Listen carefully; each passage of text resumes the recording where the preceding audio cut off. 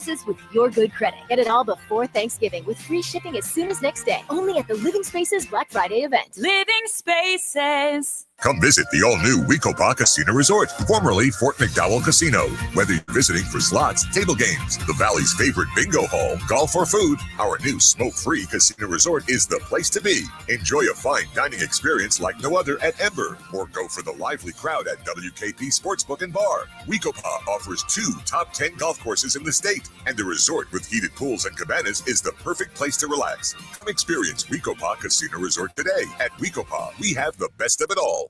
A noisy garage door is a cry for help. Hi, I'm Tommy Mello, owner at A1 Garage Door Service. Most repairs are simple, but if left untreated, they can turn into costly repairs. Your garage door works hard every day, and a little maintenance goes a long way. We fix garage doors fast with quality parts designed to last a lifetime. From repairs to upgrades, it's A1 from day one. Call A1 Garage Door Service, and you'll be smiling today. A1Garage.com, A1 from day one.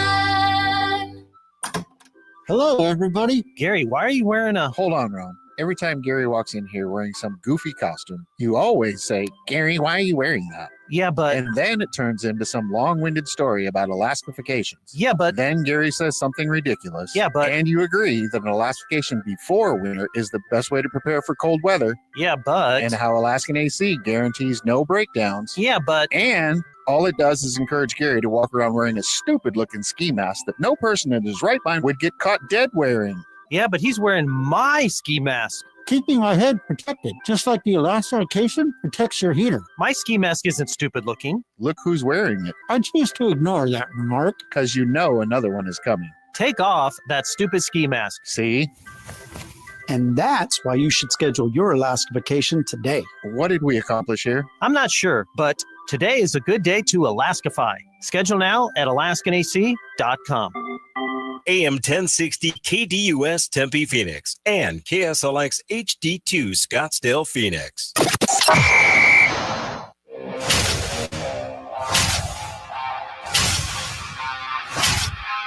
It's the lunch break.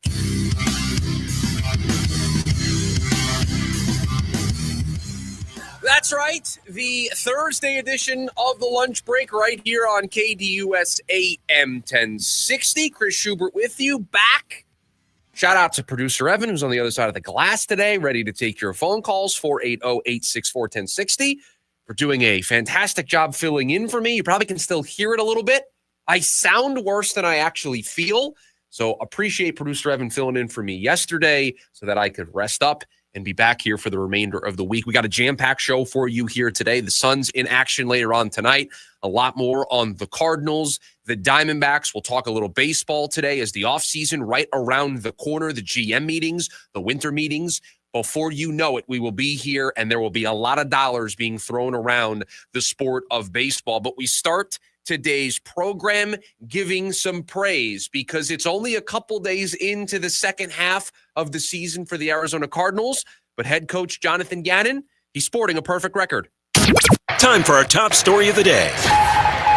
It's the Daily Special.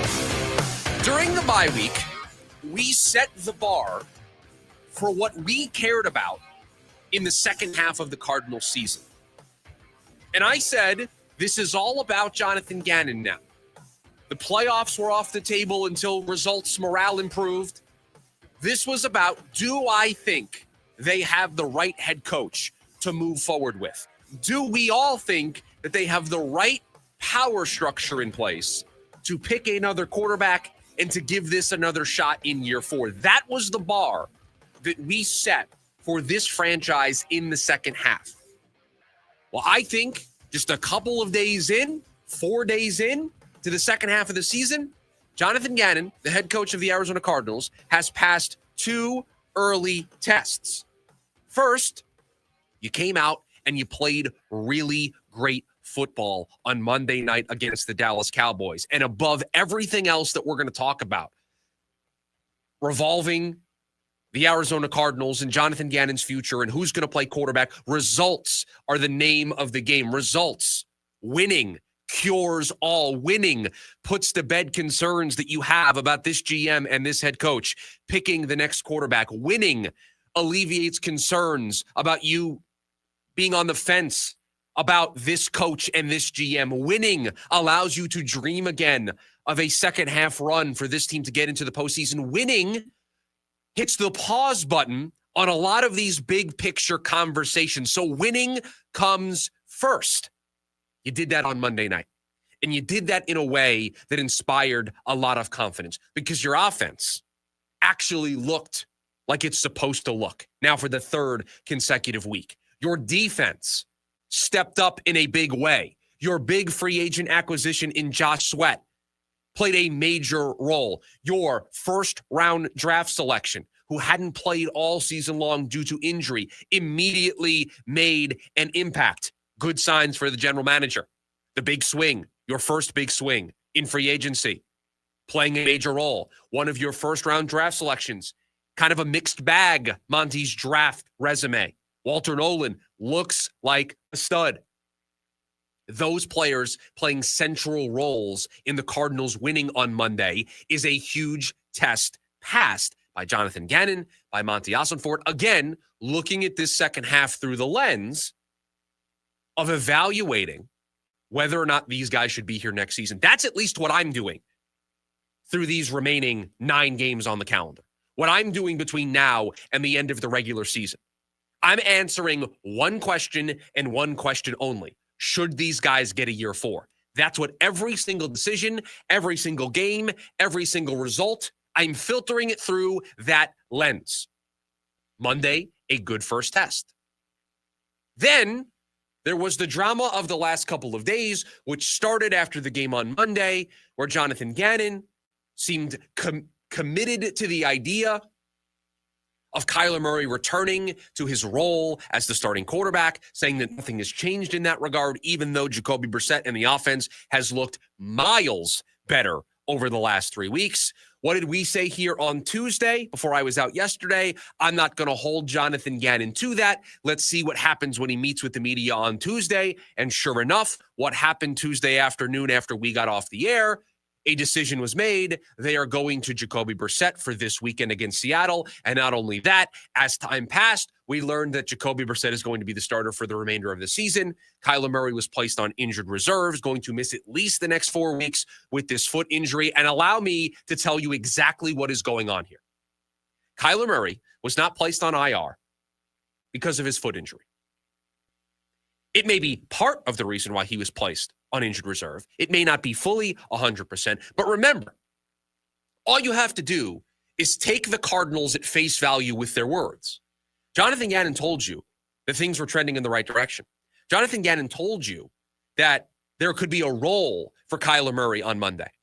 So how did we go from last week, Kyler Murray having a role potentially on Monday, to the foot injury hasn't healed the way we thought it was going to, and now it's going to require an IR stint, in addition to the 3 weeks, now 4 weeks, including the bye week, that he's already missed. This now becomes at least an 8-week injury.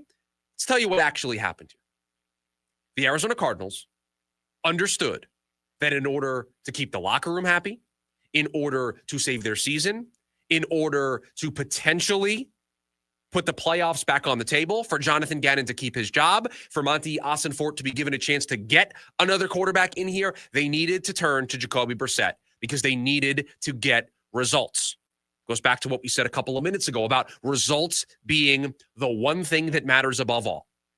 And the Cardinals, Jonathan Gannon, Monty Ossenfort, Michael Bidwell, all understood that Jacoby Brissett is the guy to move forward with. But you don't want to cut off your nose to spite your face and torpedo trade value in the offseason for Kyler Murray, because that is going to be your way of getting out of some of this money. Because if you just cut him, you're going to carry some dead cap. Way less dead cap, way more cap savings if you trade Kyler Murray this offseason. So you need to keep his trade value up. You can't have it be that you benched him. Let's call this what this is. This is a soft benching. And the Cardinals and Kyler Murray and their side and his side got together and figured out what is the best way to save face here. And they decided that the IR stint was the best way. That's what I think went on here. You see this in baseball all the time. Guy has a couple bad outings as a starter. All of a sudden, ends up on the 15-day IL. Right shoulder soreness, elbow soreness. I call it you-suck-itis. All of a sudden, guy's not pitching very well. Instantaneously, they end up on the injured list. How did we get to this place? It's a way to save face for everybody involved. And you've seen teams in Major League Baseball. My baseball team in particular has been caught doing this. Phantom IL stints happen all the time in baseball. All the time, guys end up on the injured list, and you're like, I'm not sure if that guy's really hurt. That's kind of what happened here. Maybe the foot's not 100% healed, but this is a face-saving move by everybody involved so that they can regroup in the offseason and figure out the best course forward and to maintain what little trade value Kyler Murray has left. That's what this week has been about. That is what these decisions have been about. Do I think Kyler Murray's foot probably could use a couple of extra weeks? I'm sure the foot is bothering him. But to think we went from he could have a roll on Monday to now he needs to be on injured reserve for a minimum of 4 weeks, let's call this what this is. This is a soft benching of Kyler Murray, and it was the right decision for the sake of this season, and it is the right decision for the sake of the future of Jonathan Gannon, of Monty Ossenfort, and the future of this organization. You've had 7 years to see what Kyler Murray is and what Kyler Murray isn't.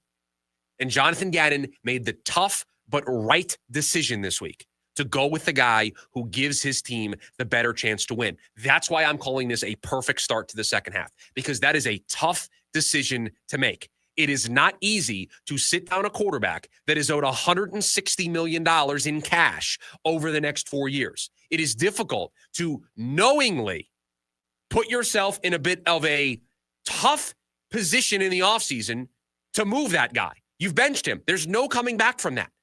And you're going to have to move him in the offseason, and you've set up the GM to fail in many regards. It is a tough pill to swallow. But good coaches who are pressed with these types of tough decisions make the right call. And I said on Tuesday, we didn't do a show on Monday, on Tuesday, that if this team, this franchise chose to stick by Kyler Murray the rest of the way, then they would not be absolved of the blame. They would not be able to lay this at the feet of Kyler Murray. They would own the failures of the last couple of years at that point. They would not have the get out of jail free card. I said that on Tuesday. By Tuesday afternoon, we got proof that they understood that.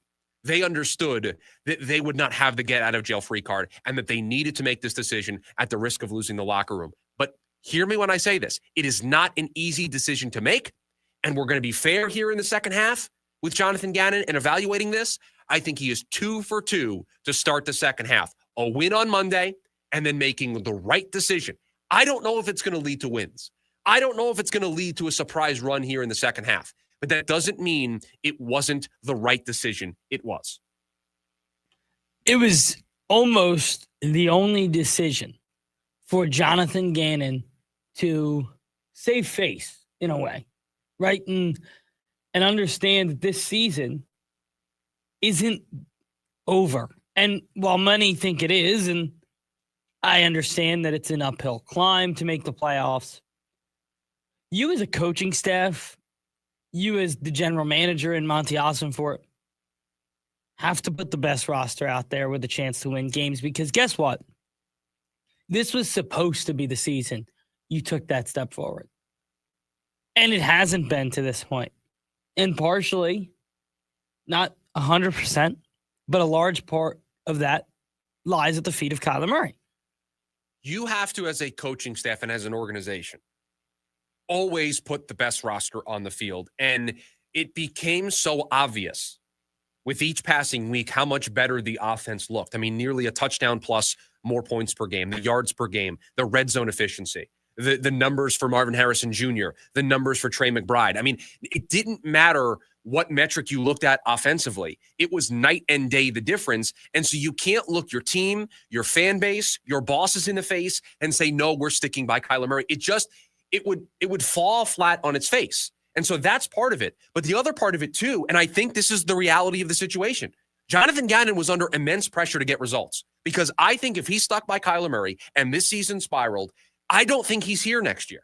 And I'm not sure if he's here next year right now. I do know that this is probably his best chance to get the results that will make us all comfortable with him getting another swing at this in year 4, for him to be able to get his guy in at quarterback. I think this is the only pathway for that to happen.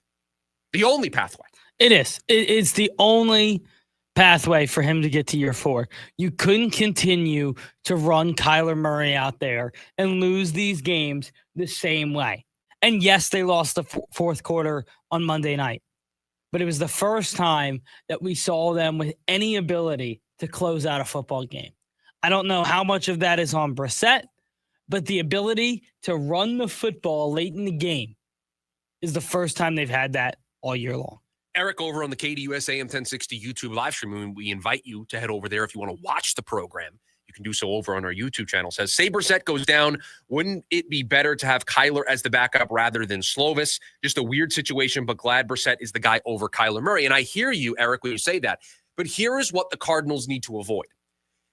One, I don't know if Kyler's foot is 100% healed. I said that this is a soft benching, and I think this is a face-saving move by everybody involved. But there is a world where the foot hasn't healed entirely 100%, and they want to give him all the time in the world to be able to do that, right? But also, if you're Jonathan Gannon, do you want a highly paid quarterback like Kyler Murray rostered on the sideline, ready to go as the backup, and the moment Jacoby Brissett slips up, the moment the offense doesn't look as good, the moment the Cardinals lose, to have questions thrown in your face? By putting him on IR, by making him inactive over the next couple of weeks, you take that conversation and that noise off the table, and that can be a distraction. You do not want a distraction right now while you're 3-5, you're trying to save your season, you're trying to save your job.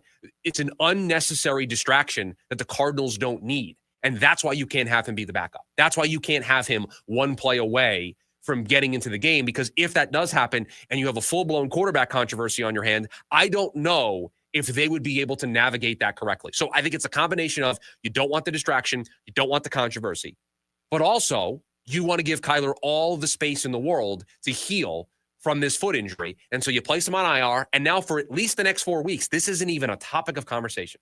You can put this in the background. And the other thing, too, is if they are going to trade him, a horrid benching where it's obvious, looks considerably worse. Right. He's sitting on the sidelines. He's active, but he's the backup. He's holding a clipboard. He's got the headset on. That just, it torpedoes your trade value, at least in this scenario.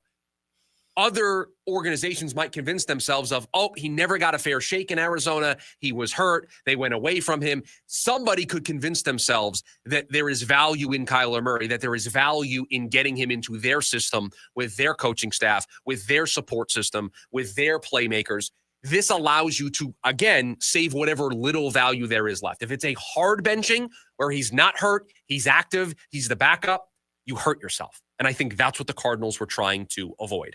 Want to hear from you today. 480-864-1060 is the phone number for you to join us here today on the program. As we mentioned, you can also watch the program and join us over on the KDUS AM 1060 YouTube live stream as well. When we come back, I know we have said this before, but tonight feels like the night for a Jalen Green debut.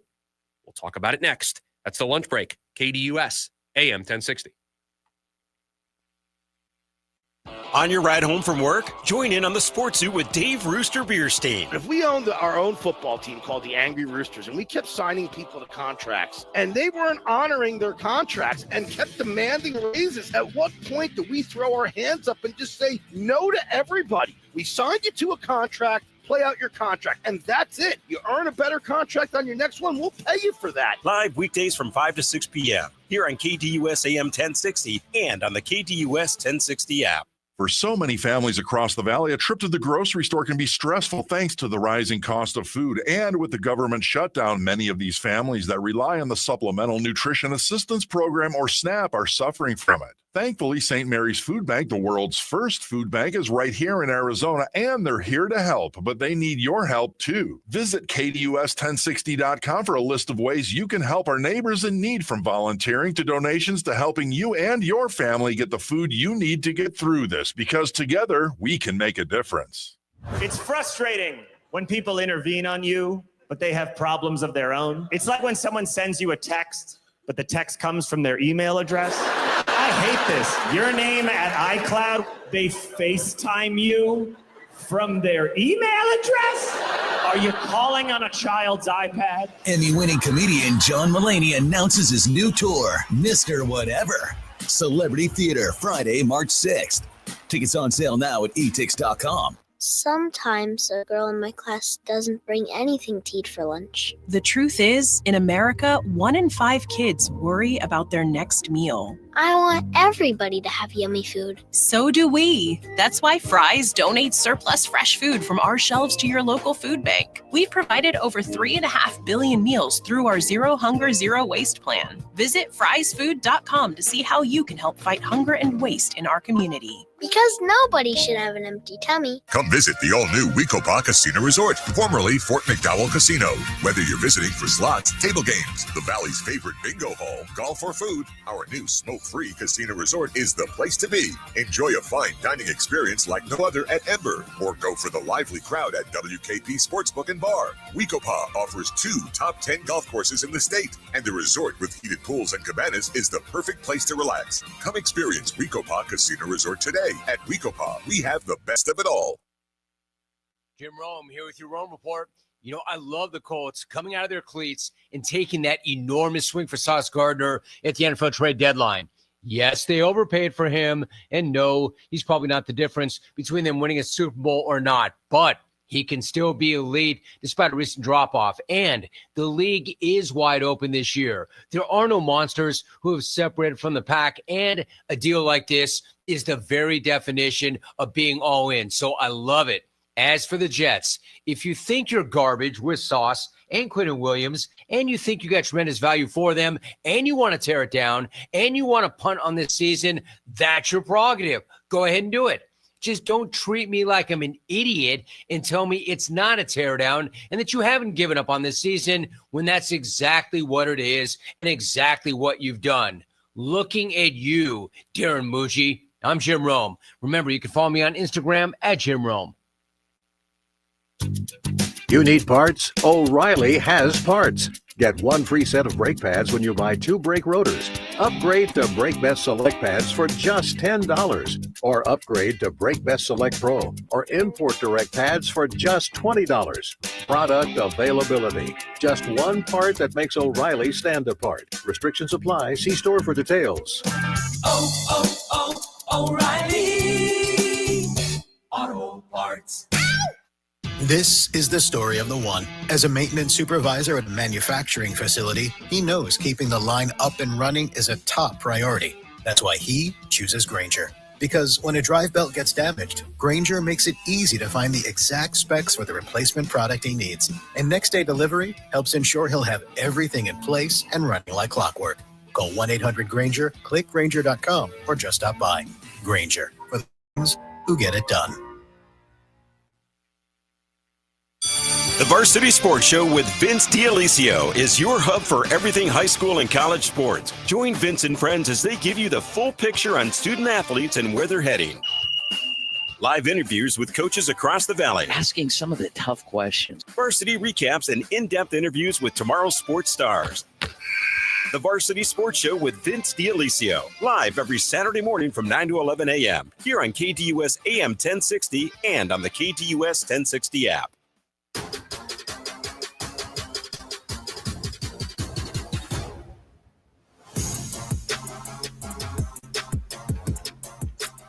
Ten minutes or so from now, we'll talk about the Diamondbacks being open to trading some of their top prospects this winter. But tonight's the only NBA game in town. And lucky for all of us, it's on NBA TV. It's not on ESPN or ABC for those YouTube TV customers out there. It's an NBA TV game, so you'll be able to watch the Suns. You can also watch them locally on Arizona's Family. So luckily, no nationally televised NBA game on ESPN and ABC, because I got to tell you, my timeline flooded with people who cannot watch their favorite teams right now because of this YouTube TV debacle. And I know it's ridiculous. I was just going to say the producer of the program is a YouTube TV subscriber, so I know that you are dealing with this. I am dealing with this. But you're getting monthly credits. You're getting some credits. Yeah, so thanks. So it's great. I'm taking it up the chain. Okay. We're going to use a timeout here, one of our 3 on the program, and we're going to unpack that a little bit. What do you mean you're taking it up the chain? You can LinkedIn, you can find anybody's email. I'm very concerned where this is going. Okay. And so I'm going to Disney, I'm going to Google. And so you're attacking both ends of this dispute. You're not. Yeah, I mean, for me, They have what? Friday, Saturday, Sunday. They have 4 days. And then the city of Philadelphia gets involved, and that's a problem. Yeah, if you tick off the city of Philadelphia, it could get a little wild. That's that. I don't know if they know that yet. But they have 3 days. Really. I mean, this is the longest I've seen one of these disputes go on. The longest ever I saw was 10 days. And we're past that at this point, no? I think we're at day 7. No, it's been longer than a week, hasn't it? No, I think it's been a week. I mean, I've been sick the last couple of days, so time is a construct to me. So maybe because we got not the Cardinals game, but the Monday night game before that, we had that one. Okay, so we're getting close to the longest one of these in a while. And as somebody who is a YouTube TV subscriber myself, I'm also dealing with the pain of not having these games. And it can be frustrating, right? And I've seen a bunch of people on social media say, I'm paying for all these subscription services, and yet I can't watch this game. Like there's somebody who has NFL Sunday Ticket, they have YouTube TV, they have Amazon Prime, they have Peacock for Sunday Night Football, and yet they pay for all of these services, and they couldn't watch Monday Night Football on Monday to see the Cardinals play. Just it's absurd.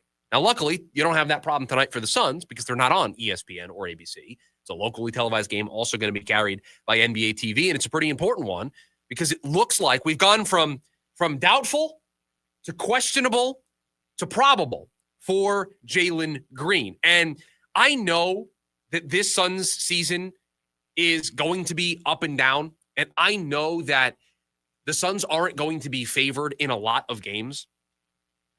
This is a gettable game tonight against the Los Angeles Clippers at home. You're 3.5-point favorites according to the books. The Clippers will not have Kawhi Leonard. They will not have James Harden tonight. You're getting back somebody who I think is so crucial to what the Suns are trying to do this season. And I'll explain why. This is a guy who's only 23 years old. A ton of untapped potential. He was required to be part of a Kevin Durant trade. Was the centerpiece of a Kevin Durant trade. We need to get a player like a Jalen Green back to help us to get some young energy, some offense, a guy who can take the ball to the basket, a guy who can score. Last year, set a career high in 3-point percentage, a career high in field goal percentage last year. So shot the best of his career last year. He averaged 21 points per game. Now, producer Evan, I don't need you to do this research because I already did it. That would be second on the team this year. Nobody outside of Devin Booker has scored more than 20 points per game on average this year. That would slide in second. That's what the Suns are getting tonight. This is a highly anticipated debut because this is a player that is central to this year for Jordan Knott, for Brian Gregory, and for the Suns organization. You need to see what type of young talent you have to surround Devin Booker with. And this is a key. This is the key to unlock your offense. This is a key to seeing that energy, to seeing that effort level. Everything that Brian Gregory and Matt Ishbia and Jordan Knott promised us, Jalen Green's kind of a central figure to that. And we have not seen this offense, this entire team operate at 100%. They don't even have Dylan Brooks back yet. So they are dealing without two players that are really key to what they are trying to do. So I don't know about you. Gettable game tonight. Game you have to get. Got to beat this team. No Kawhi. No James Harden. You're probably getting Jalen Green back. I know there's going to be some bumps with getting him involved in the offense. Win this game at home tonight. Get to 4-5. This is a big opportunity. This feels like a massive opportunity. And I think this is exactly, you can get back to 4-5 and be in a position where you're fine. You are okay. So this is a really important game for the Suns. Well, we're looking at this in these short little chunks. And earlier in the week, you asked me about this team going 3-1 in this next 4-game stretch. And I said, hey, 2-2 would be fine with me. Continue to just be a 500 basketball team all year. And by the time we get to the end, you're going to sail over 30.5 wins. You're going to be right there in the mix for one of those final spots in the Western Conference. And you will have done everything that I think fans, myself, want to see from this team. We just want to see progress. We want to see that the investments that this team made in young players, in who they acquired in trades, were the right bets, that they made the right decision at the coach. They made the right decision with who the GM is. They made the right decision in the players that they drafted. You want to feel good about the work that was done last summer. And so I look at tonight, I look at Saturday against the Clippers, I look at Monday against New Orleans. They're not going to have Zion Williamson for the next couple of weeks. I don't know if you've seen the defensive metrics for New Orleans with Zion on the court versus when he's off the court. They're one of the worst defensive teams in the NBA when he's not available. It is a massive difference. It's when you look at the gap, and I saw this on Twitter, it's jaw-dropping. So that's a game that's gettable. So tonight, you have a real chance here to build some positive momentum in addition to getting back a player tonight, making a debut. And it's highly anticipated. We've made a big deal out of it because this is a guy who, if he just did what he did last year, would be the second leading scorer on this team right now. The only person averaging more than 20 points per game on the Phoenix Suns is Devin Booker. That's it. They need the secondary reliable option. His name is Jalen Green, and there's a really good chance that we get to see him tonight. And I'm very excited to see what this offense looks like with him in there. What it does for Booker's game, what it does for Mark Williams, what it does for Ryan Dunn, what it does for everybody involved, that teams now have to pay attention to not only Devin Booker, but they have to pay attention to Jalen Green. Does that open up more chances for Grayson Allen, for Royce O'Neal to be open to shoot some threes? I think it is going to unlock another level of this offense that you just haven't seen yet this season, and they are hovering around 500 in spite of that. So really excited, and now that he's listed as probable, fingers crossed that tonight is the night, because this is a really gettable game with the Clippers not having Kawhi, with not having James Harden. Go win this game tonight, get closer to 500, and just continue to move the ball forward. Continue to build throughout the course of this season. 480-864-1060, the phone number for you to join us here today on the program. You can also hang out with us over on the KDUS AM 1060 YouTube live stream as well. When we come back, they have put it on the table. Is it the only way for them to succeed this offseason? That's next. The lunch break. KDUS AM 1060. KDUS AM 1060 is your home for the Jim Rome Show. This is what I mean when I say that was a collapse for the ages. An all-time tank job. Not only did the Giants lead 19-0 going into the fourth quarter, they scored 2 fourth-quarter touchdowns, and they still lost. The Giants were 99.8% to win that game, according to ESPN. But according to the Broncos, the number was actually 0.0%. Here on KDUS AM 1060 and on the KDUS 1060 app. Head coach Brian Wright and the Lumberjacks are setting a new standard in Flagstaff. Happy with our attitude, our effort, how we've come together as a football team. Join us Saturday. NAU hosts the Northern Colorado Bears. Our coverage begins at 2 on your home for Lumberjack football. Skips his way into the end zone. Touchdown, Lumberjacks. The NAU Lumberjack Sports Network from Learfield. At Winco, we're working to save you money. Big savings on top quality meat, produce, seafood, and deli. Bakery fresh breads, cakes, and cookies made daily in store. Low prices on top quality national brands and thousands of our own private label. In every aisle, every department, every day. 9 stores in the Phoenix area, including the new Santan Valley location. Fulton Homes celebrates Veterans Day by honoring the Pat Tillman Foundation and their nearly 1,000 Tillman Scholars. Now through Veterans Day, Fulton Homes and the Big Red Radio will honor a different Tillman Scholar and share their story. Fulton Homes is proud to support the Pat Tillman Foundation with a donation in honor of each weekly scholar. The Pat Tillman story is well known, and his principles and service are his true legacy. The Pat Tillman Foundation carries forward that legacy by giving service members, veterans, and military spouses who embody those principles the education, support, and leadership tools they need to reach their fullest potential. This Veterans Day, join Fulton Homes at 98 KUPD as we honor and salute the Pat Tillman Foundation and their Tillman Scholars. For more information on the Fulton Homes Veterans Day Honor Roll, go to 98kupd.com/honor roll and join the salute.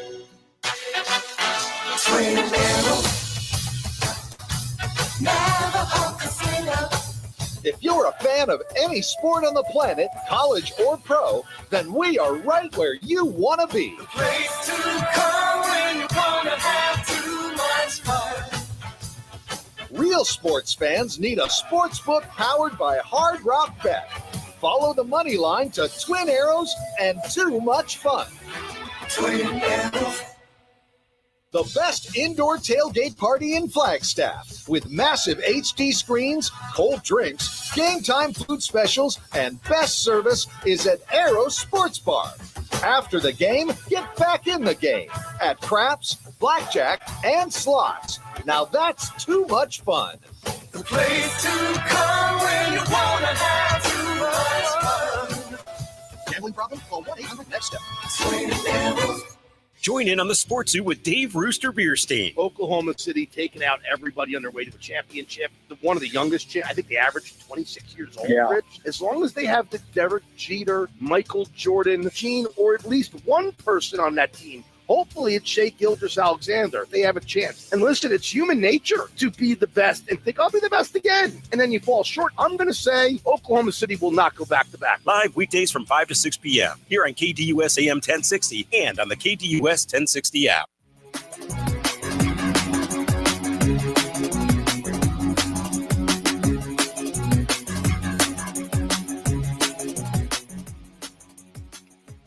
Buy or sell, the hottest takes in the Valley, coming up in about 10 minutes from now. Mike Hazen, open to dealing his top prospects this winter. Steve Gilbert over on MLB.com wrote a great story, covers the Diamondbacks, and had this quote in there from Mike Hazen about his willingness to deal some of his top prospects. Quote, I might. I don't want to do that, but I think at some point, if I'm going to get somebody of value, I'm going to have to give up value. It just is what it is. I don't know what the market is going to look like trade-wise, end quote. We've spent a great deal of time here on the show outlining all of the areas we think the Diamondbacks need to upgrade this offseason. And it's a lengthy list. A lot of different ways that the puzzle could break. Definitely a priority in terms of upgrading your rotation, adding to the bullpen.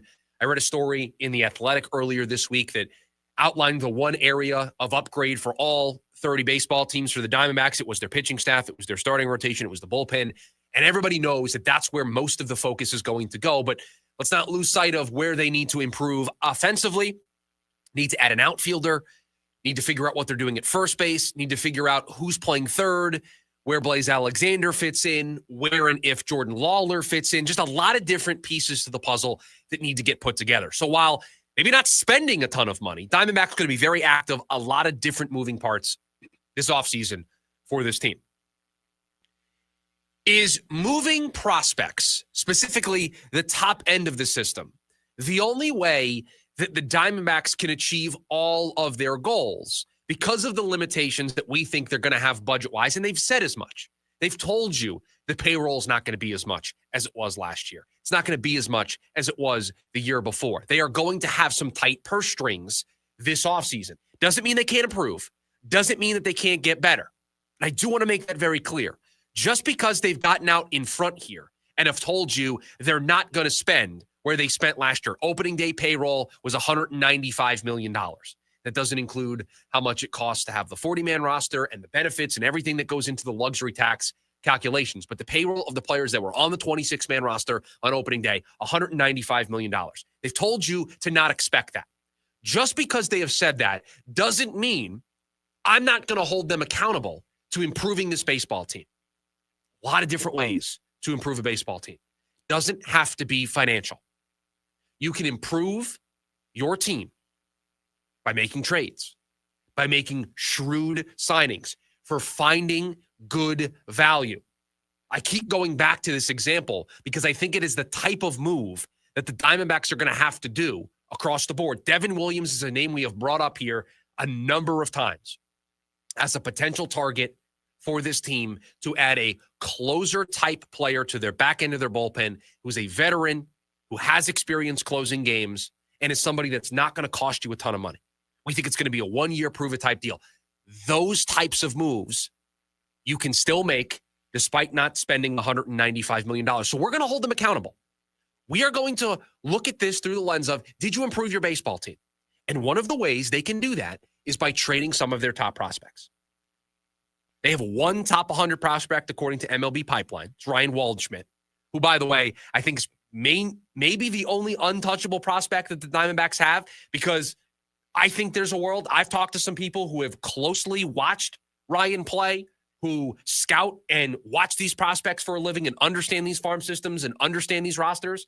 The person that I talked to said would not surprise him to see Waldschmidt be a big leaguer and contribute to this team by the midway point of next year. And so if that's the type of player who's a position player, outfielder, offensive-minded player, this isn't a pitcher. This is somebody who helps your offensive woes, helps your offensive holes. Do you really want to move that player? So here are the other prospects in MLB Pipeline's top 10 for the Arizona Diamondbacks. The aforementioned Ryan Waldschmidt, who's number 1. Outfielder Slade Caldwell, number 2. Kason Cunningham, number 3. Demetrio Crisantes, number 4. Infielder. Tommy Troy, second baseman, is 5th. Cole Drake, left-handed pitcher, is 6th. J.D. Dix is second baseman, is 7th. Patrick Forbes, a right-hander, 8th. Mitch Bratt, a left-hander, 9th. Lou James Groover, infielder, 10th. So just looking at the top 10, you have 3 pitchers, 7 position players. 3 pitchers, 7 position players. We know this team needs pitching. Forbes, a couple years away.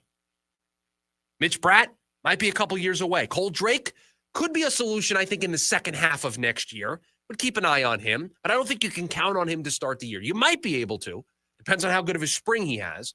But you're not going to assume that in November, in December, in January, when you're making moves to improve your team.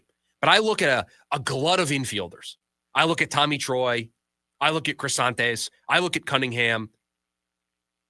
I see Lou James Groover. And I see a glut of infielders. And you notice, Producer Evan, there's a name I didn't mention. There's a name who is not listed as a top 10 prospect anymore, not listed in the prospect system at all anymore. He's graduated. He's no longer a prospect. He's had too much big league time. Add him to this mix. There is a glut of infielders. And to me, this organization, if they want to achieve all of their goals this offseason of improving this team and filling all these vacancies, this is the group that you pick from. Whether it's Lawler, whether it's Tommy Troy, whether it's Cunningham, whether it's Groover, you have to decide which players you think can help you the soonest, which players you have the most belief in, and those other players need to be dangled out there in these trade talks to go get a starter, to go fill another hole, to get an outfielder, to be a part of a package, to fill another need where you're not spending money. But to me, Mike Hazen's opened the door for it. I think he needs to kick the door down. I think he needs to knock it off its hinges. The only way they're going to get the 2 starters, the reliever, the first base, the outfielder, all the DH, all of these things we think they need to fill. By doing it all, they're going to have to trade somebody in order to do it. It's the only way. And it's the way we've mapped out this offseason pretty much since we started talking about it. This is a offseason where the payroll is going to come back. We haven't shied away from that conversation. And if that's the case, there's just no way that they're going to be able to fill the holes needed without making a trade, whether it's giving up prospects, whether it's player for player, no matter what it is. This team needs to fill holes through making trades because they need to keep that payroll down. And it can't go much higher than what it's going to be coming into the year. Identify the players that are either going to be close to contributing next season and or the prospects that you have the most belief in. And you can set those players aside. We're not moving these guys. Jordan Lawler, we'll consider it. Tommy Troy, we might consider it. You have to decide. You have to really sit down as an organization and decide which of these prospects, because as Mike Hazen said, to get, you have to give. You want to get somebody of value, you have to give somebody of value. So the first thing you have to do is look at this prospect system, and mainly the top 10, because that's where people are going to focus, and decide which of these players are non-negotiable for me. Which of these players are untouchable? and set that group aside and then say the rest open for business. And then go see what those players can fetch you in the market. Go see if those prospects can get you a top starter. And I'm not saying that they could do this. I'm just using this as an extreme example. You take your farm system, you go to Detroit, and you say, what would it take for Tariq Skubal? Because then that gives you a gauge of what the market views your system, how they view your system, which prospects they covet. You then get a gauge of what players you might be able to get. Do I think they can get Tariq Skubal? No, I don't think their farm system's strong enough. Nor do I think they're going to want to give him the contract extension that it's going to require to get Tariq Skubal. But I'm using him as an extreme example because you make the phone call and you see where your system stacks up. You see which prospects other teams are interested in, because then that tells you what you're actually able to achieve. I can immediately have a bar that I know I need to clear for certain names in the market. And listen, they're not going to trade for Skubal. They're not going to trade for anybody pretty much in the ballpark of Skubal. It's about adding pieces that can help you. And by doing that, you only know what you have in your pocket. Where can I move? What do I need to improve on? What do I think? What can my farm system actually gain me in a return? You have to figure out what your system, what the system's value is outside of your organization. And you also need to determine which prospects are we not moving. And to me, I think there's only one that's off the table. And I think it's Waldschmidt, because I think he's a player that can contribute in 26. I think he's a player that could be a part of the everyday lineup by the middle of next season at the latest. There's a world where I think he's going to be in big league camp in the spring. I think he's going to have an opportunity, especially with an open outfield spot, maybe 2 open outfield spots, that he might be a player that can contribute. I mean, last year he was in high A and double A, and he hit 289 with a 419 on base percentage. He hit 18 home runs with 78 RBIs across the two levels. Now, I know he's double A, but you see a lot of teams nowadays, they promote their prospects aggressively. And you've seen players make that jump from double A to the big leagues just like that. And so maybe he starts the year in triple A, and if he has a great first couple of months, the Diamondbacks waste little time and he's up contributing. And so that's why I think that is an area where they may keep that spot somewhat fluid and just have it be a rotating cast of characters. But I think other than that, this entire system is open for business, and you need to figure out what the value is. How do other teams value your system? Because that's going to tell you what you're able to accomplish. And to me, this system is how you get a young pitcher into your mix, which is what they need. They need 2 starters. I think they go a veteran. They sign somebody, whether it's a Merrill Kelly or somebody else. And then I think they trade for somebody to add to their mix. But yeah, I think in order to achieve all of their goals, they're going to have to, gulp really hard and move somebody of note in the system. I think it's the only way. 480-864-1060 is the phone number for you to join us here today on the program. You can also hang out with us over on the KDUS AM 1060 YouTube live stream. When we come back, wrap up hour number 1 here of the program. Buy or sell hottest takes in the Valley. I'm either buying or selling them next. It's the lunch break, KDUS AM 1060. It's the Dan Patrick Show. Shohei Ohtani had 2 home runs, 2 doubles. They also walked him 5 times, 4 intentionally. They've gotten to the point where he's getting Bonds treatment. I want you to pitch in shame. If you're going to intentionally walk him, I want you to throw the 4 pitches that look silly because you don't want to face him. I don't want it to be, hey, we're going to walk him and I point him to first base. Nope. I want you to acknowledge that you can't get him out and you throw those 4 pitches. Weekdays, 7 to 10 a.m., right here on KTUS AM 1060 and the KTUS 1060 app. Millions of fans agree. This Christmas tradition rocks. Trans-Siberian Orchestra, live in concert, presenting the Ghosts of Christmas Eve, the best of TSO and more. November 30th, 2 shows, 3 and 7:30 p.m. PHX Arena. Tickets on sale now at livenation.com. Trans-Siberian Orchestra, presented by 100.7 KSLX. Start saving early and get ready for the year's biggest deals at the Living Spaces Black Friday event. Discover stylish, modern sofas starting at just $295. Elevate your gatherings with dining sets from $295. Upgrade your bedroom with queen beds starting at $195. And sink into relaxation with ultra-comfy recliners at prices you won't believe. Plus, pay no interest for 24 months on select purchases with your good credit. Get it all before Thanksgiving with free shipping as soon as next day. Only at the Living Spaces Black Friday event. Living Spaces. McDonald's is putting value back on the menu. Whether you're craving a Big Mac, McNuggets, or sausage, egg, and cheese McGriddles, make it a meal and save. Your favorite is now your wallet's favorite, too. Extra value meals are back. Get a sausage, egg, and cheese McGriddles extra value meal with hash browns and a small premium roast coffee for $5 at McDonald's for a limited time. Ba-da-ba-ba-ba. Prices and participation may vary. Cannot be combined with any other offer or combo meal. Promotion pricing may be lower than meal pricing. Fridays at 5, I'm out exploring. From hiking up Camelback to skiing at Snowbowl, the adventures never stop with AAA. It's membership that travels with me, whether behind the wheel or a passenger, in my ride, my buddies, or a rental. AAA's got 24/7 expert help with tows, battery help, and more. Plus branch services like free passport photos and trip planning. Membership gives you all this and more for less than $6 a month, and I can add loved ones for half off. Call or visit your local branch today. AAA, your membership to go. Join ASU women's basketball Saturday on KDUS AM 1060. The Lady Sun Devils are ready to attack the courts and give it their all against Eastern Washington. Jeff Munn will have the call live from Desert Financial Arena this Saturday afternoon. It's ASU versus the Eagles of Eastern Washington. Pre-game coverage starts at 1:30 p.m. and tip-off at 2 right here on KDUS AM 1060, online at KDUS1060.com, and streamed on the KDUS 1060 app.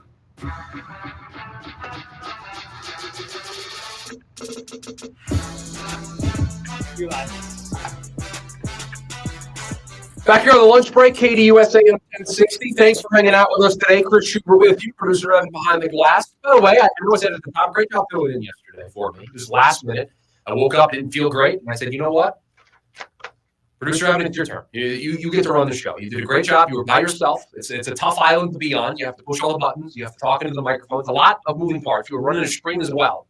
When you said that you would fill in, I was not expecting you to also go live on YouTube because it's just a lot of buttons. You did a fantastic job yesterday. I needed Mike to help with the YouTube side of things first. It's okay to ask for help. I wanted to set up the audio in here, right. Just in case anything.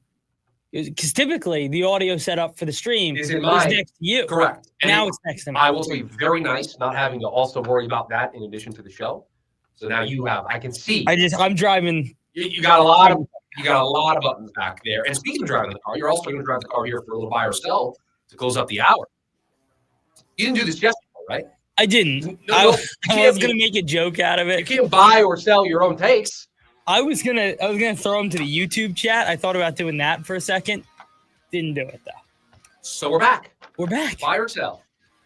The Cardinals will cut Kyler Murray in the offseason if they can't find anyone to trade with. Yeah, buy. I mean, this is the order this offseason is going to go. They are going to try to find a trade partner. And I had somebody in the building ask me today what I thought his value would be.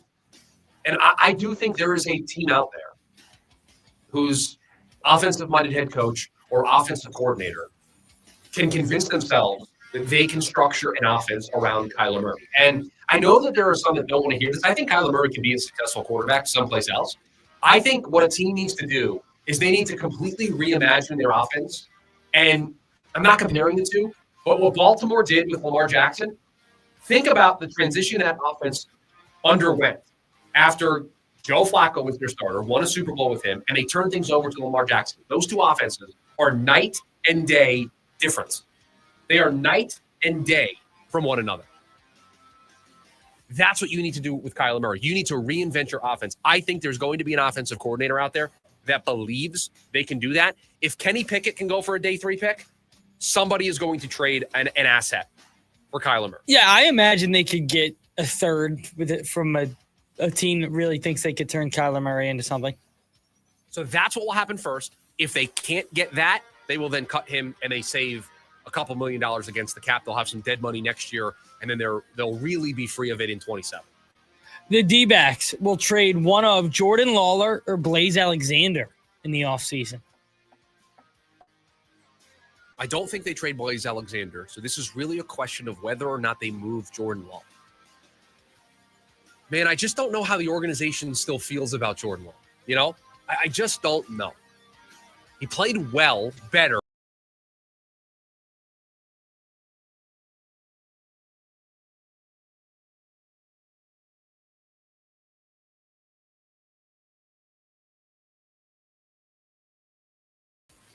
Does the organization still believe in him as a firm answer at third base or in the outfield or at shortstop? Is what they're doing with him in the Winter League where he's playing the outfield, is that to create more versatility for him if he plays for them, or is it to create more versatility in the trade market? I just don't know. I'm going to sell this and take the field that they hold on to him, because I still think they're going to look at the small sample size and say, we can't give up on this kid just yet. Unless they are completely overwhelmed by what another team thinks of Jordan Lawler and it lands them a home run. That's what I was going to say. I think you would starter? have to be pretty blown away with what another organization values him at. And is there an organization that will think that? I don't know. Marvin Harrison Jr. will have 2 100-yard games the rest of the year with Jacoby Brissett. He's almost had 2 already with Jacoby Brissett. I'll buy this. And he's gotten there twice with Jacoby Brissett as the quarterback. Apparently, they have figured out that the game plan should be throw to Marvin Harrison Jr. early in the game. Did you know you could also throw it to Trey McBride? The game plan, I mean, I'm not saying I could be an offensive coordinator, but if we didn't have the strategy of let's draw up plays for our good players early, then I think I could have helped as an advisor to the offense. Hey, throw it to your good players. Yeah, it feels like that script works. Yeah, I think he'll do it. Because I think not only is his confidence growing with the way that he's played over the last couple of weeks, I think Jacoby Brissett is a savvy enough veteran to know that's the guy to get the ball to. Good things will happen with the ball in his hands. And he'll say, bleep it, just throw it to Marv. He'll figure it out. So, yeah, I think there's a couple 100-yard games coming for Marvin Harrison Jr. And it just feels like some of these veteran quarterbacks, some of these journeyman quarterbacks, they establish who the best player is, who their best receiver is, and they know that's the guy that can bail me out of trouble. And the Cardinals have 2 of those players. Just because you've been around so many different offenses, you address that no matter what the offense is. You get the ball to your best players. Cardinals have 2. Cardinals have 2 players. They have potentially the best tight end in the sport. And they have Marvin Harrison Jr. as a young wide receiver who you've seen what it can look like when it's all working for him. There's a reason why he was taken 4th overall. They have 2 players that can bail you out of jams. Use them more. You're seeing that over these last 3 weeks. Not surprising that the results are starting to come. Jalen Green will have 20-plus points in his son's debut. You can tell we're excited about Jalen Green making his son's debut. Doesn't it feel like the Suns right now, it's an incomplete evaluation until he gets on the floor? It's hard. They're 3-5, and I think that's a better start than most people anticipated, but it doesn't feel fair to evaluate them until he's playing. That's why I think everyone's so excited. Yeah, I mean, he averaged 20 points a game last year. Somebody has to step up and be the secondary scoring option. He's going to want to make a great first impression tonight. I expect him to go over 20. I'll buy. Last one for you. 2 Big 12 teams will make the college football playoff. That's currently the way that it is set up after the first bracket was revealed, right? It is. Texas Tech and BYU. Who play each other this week. That's gonna create a bit of a conundrum for the committee because those teams were not ranked very highly, seed-wise. 7 and 8. So not ranked. 8 and 9, 7 and 8 or 8 and 9. Not a first-round bye. One has the spot because they're projected to be the conference champion. They have Texas Tech, I believe, winning the conference, and BYU is an at-large. I think that's correct. So if Texas Tech wins, then they'll keep Texas Tech, and I think BYU falters, and then Oklahoma. The only way I think it happens, BYU goes undefeated, they lose in the conference championship game, then you have to put 2 teams in. That's the only path. Yeah. BYU's got to run the table and then lose in the title game. That's how you get 2 teams in. That's going to do it for hour number 1 of the program. When we come back, is there a chance for Jacoby Brissett to have a long-term future in Arizona? That's next. The lunch break, KDUS, AM 1060. AM 1060 KDUS Tempe Phoenix and KSLX HD2 Scottsdale Phoenix. As the old saying goes, size matters. At Morgan & Morgan, we have over 1,000 lawyers and nearly 6,000 people on staff. But at the core, this is and always has been a family business. Our family watching out for your family. Call us or email us 24 hours a day, 7 days a week, even on a Saturday or a Sunday. And if you ever have a problem, call our mom. Morgan & Morgan. For the people and your family. Injured? Dial Pound Law or visit forthepeople.com for an office near you. Bad Omens. Do you feel love? North American Tour 2026. Live at Desert Diamond Arena, March 24th. Bad Omens.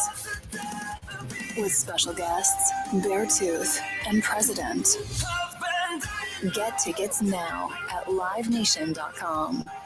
Bad Omens, live in Glendale. Hi, I'm Andrew the Homebuyer. In this holiday season, I want to give back. So for every home I buy, I'll donate $1,000 to St. Jude. By now, you already know I'll buy your house for cash in any condition, and I'll beat any other offer. And now by selling me your house, you can help out a family at St. Jude. So let's get your home sold quickly. Call me, Andrew the Homebuyer, today. Visit andrewthehomebuyer.com. That's andrewthehomebuyer.com. This winter, step into a world of wonder at the Tianyu Lights Festival, open now through January 4th at Camelback Ranch, Glendale, and Phoenix. Explore the 4 new themes: Bugs Aglow, Colors of Holidays, Rainforest, and Prehistoric Animals, which feature 70 glowing handcrafted lanterns. Enjoy delicious foods and beverages at our food court, explore the interactive lanterns, and complete your visit with a trip to the marketplace where you'll find unique souvenirs. Don't miss this unforgettable holiday experience. Tickets are available now. Hey, Benjamin, we've got a surprise for you. What? You've got brothers. Huh? $50 and $200 bills just like you. Hey, what's up? What? We just got them for joining America First Credit Union and opening a new checking account. And you're all going to live together at America First. What? This is nice. For a limited time, new members get a $250 cash bonus when they open a checking account with direct deposit or $50 with a youth checking account. So head to AmericaFirst.com and get your money working today. Membership eligibility, terms, and conditions apply. Federally insured by NCUA. Does your student struggle in a traditional school setting? For nearly 25 years, Primavera Online has helped Arizona K-12 students thrive with an accredited tuition-free education from home. Learn more at chooseprimavera.com. That's chooseprimavera.com. AM 1060 KDUS Tempe Phoenix and KSLX HD2 Scottsdale Phoenix.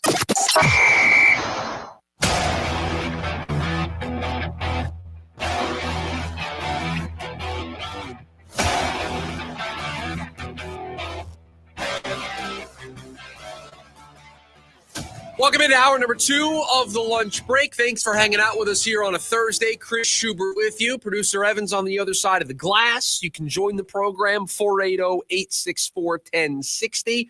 Got a fun hour number 2 for you. We got the Schubert Scale coming up here in a little bit. We'll talk a little baseball and the positive momentum that they have going in to this offseason. We got the numbers from the World Series. But we start back with the Arizona Cardinals and their new starting quarterback for the remainder of the season in Jacoby Brissett. And I want to stop something before it even gets going, Producer Evan.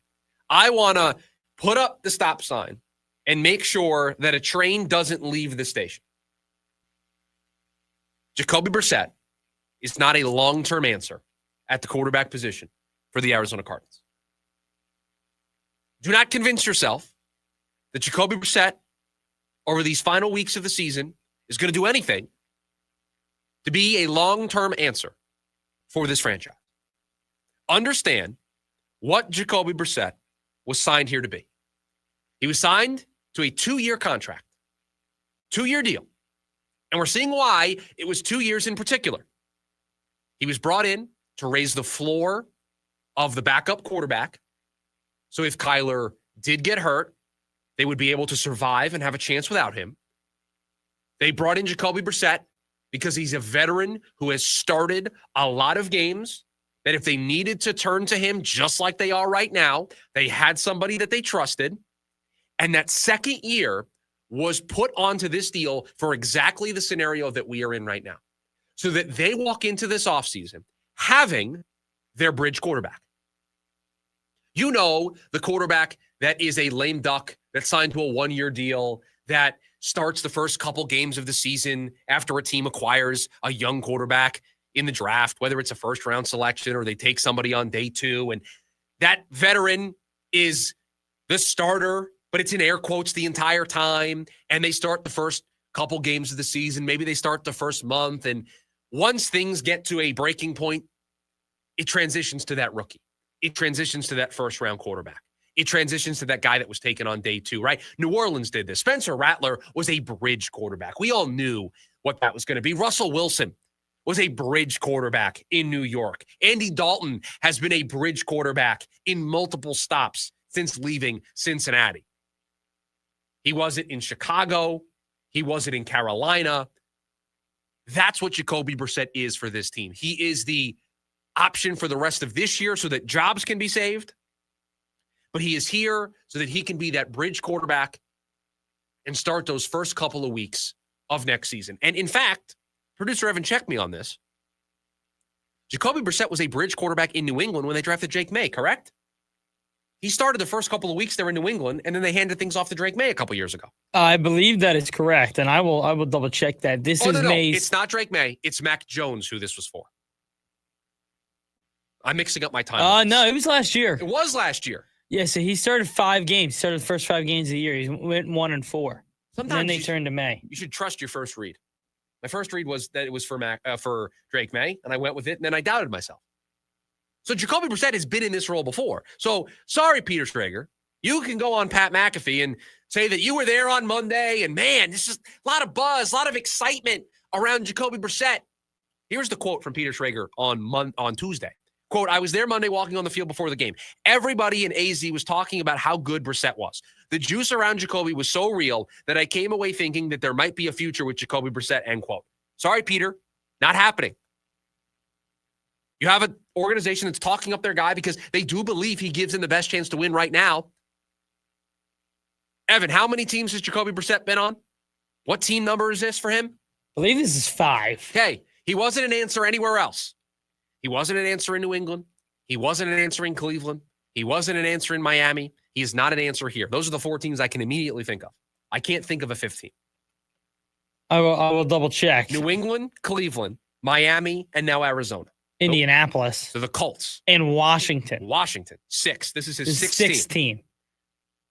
And he has the 2 stops in New England. Obviously started there. All of those franchises brought him in. Some of them under the guys that they thought he could be an answer. Yeah, I mean, when Indianapolis brought him in his 2nd year in the league. They thought he had some untapped potential and he could be an answer. That they brought him in to be the starter. I mean, he started 15 games that year when they only played 16. Be excited that the Cardinals made the right decision and they're going with the guy that gives them the best chance to win right now. But you have to understand, this is Jacoby Brissett's 6th team for a reason. There is a reason why he hasn't stuck in any of these other places. Because, producer Evan, let's talk about those teams that he's played on for just a second, right? Indianapolis, up until Daniel Jones reinvented himself, they've been searching for a quarterback forever. Yes, and I actually believe I'm wrong. Okay. So, if I'm right, they brought him in to be the backup behind Luck in 2017. And then Luck retired. Okay. So, yeah, and then he got thrown into the fire. Okay. So it started. But let's go through these teams, right? New England.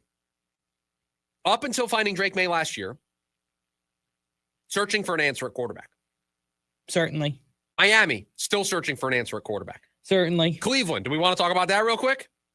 Yeah, I mean, and he was a bridge guy. That was when they traded for what's his name? Deshaun Watson. Thank you, Deshaun Watson. But they're still searching for a quarterback. Washington, they found Jaden Daniels, but up until then, revolving door at quarterback. All of these teams, just recently found their franchise guy or are still searching for their franchise guy. And Jacoby Brissett was in those places and didn't become the answer. This is not for me to talk down Jacoby Brissett. It's just the reality of the situation. View Jacoby Brissett as the best option for the Cardinals right now and the in-house option to be a bridge quarterback next year when you get your guy. That's what he is. And guess what? That's what the Cardinals need right now. They need somebody who gives them a better chance to win the rest of the way than Kyler Murray, and they need somebody so that they can take their time with whoever they get as their quarterback next year. And they have that guy in-house, and they're turning to that guy right now. There is nothing. I don't care if Jacoby Brissett sets the world on fire over these next couple of weeks. He is what he is at this point. He has shown flashes in all of these other stops. He has never stuck. He's a really good, high upside backup quarterback. Probably one of the best. If we did a top 5 list of backup quarterbacks in the league right now, he's probably towards the top. He's towards the top of the list. That's a good thing to have. It's a great thing to have. But don't make this bigger than what it actually is, because now you're setting yourself up for failure. Do not convince yourself that Jacoby Brissett can do something here in the second half of the season to be the long-term answer this entire offseason. He would have to take him to the Super Bowl. The clock has already started. This entire offseason is about finding another quarterback. This entire offseason is about finding another franchise guy. Jacoby Brissett allows you to take your time with that guy if you want to, because let's face it, right now the Cardinals are not picking anywhere close to being able to get a Fernando Mendoza, a Ty Simpson, a Dante Moore.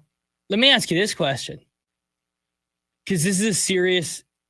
You are more on the side of drafting the quarterback. And I said that I think they could bring somebody in. In all seriousness, what if they don't like the class this year and that falls to them and they wait till next year? They pick 12th right now after the win on Monday night. They pick 12th. And looking in front of them, New Orleans is quarterback needy. The Jets are quarterback needy. Miami is quarterback needy. Cleveland is quarterback needy. Vegas is quarterback needy.